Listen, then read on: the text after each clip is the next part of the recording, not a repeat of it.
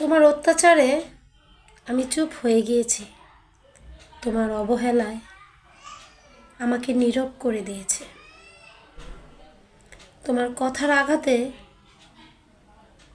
আমি চুপ থাকা শিখে গেছি। তার মানে তুমি এটা ভেবো না আমি নারী, আমি দুর্বল। নারীরা আর যাই হোক কখনো দুর্বল হয় না। আমি চুপ হয়ে গেছি, কথাটা ঠিক, কিন্তু তুমি বুঝতেই পারলে না আমি তোমার থেকে কতটা দূরে সরে গেছি। তোমার অবহেলায় তোমার কাছ থেকে আমাকে কতটা দূরে সরিয়ে দিয়েছে।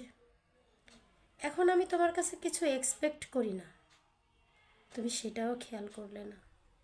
এখন তোমার কাছে আমি কিছু আবদারও করি না, তুমি সেটাও খেয়াল করলে না।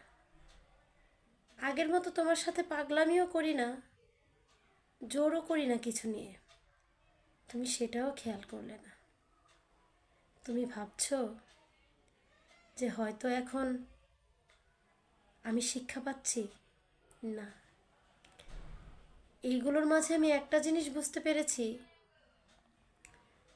তুমি আমার ভালোবাসার, তোমার কাছে আমি আবদার করব তেমন কিছুর এখন আমি তোমাকে আমার যোগ্যই মনে করি না।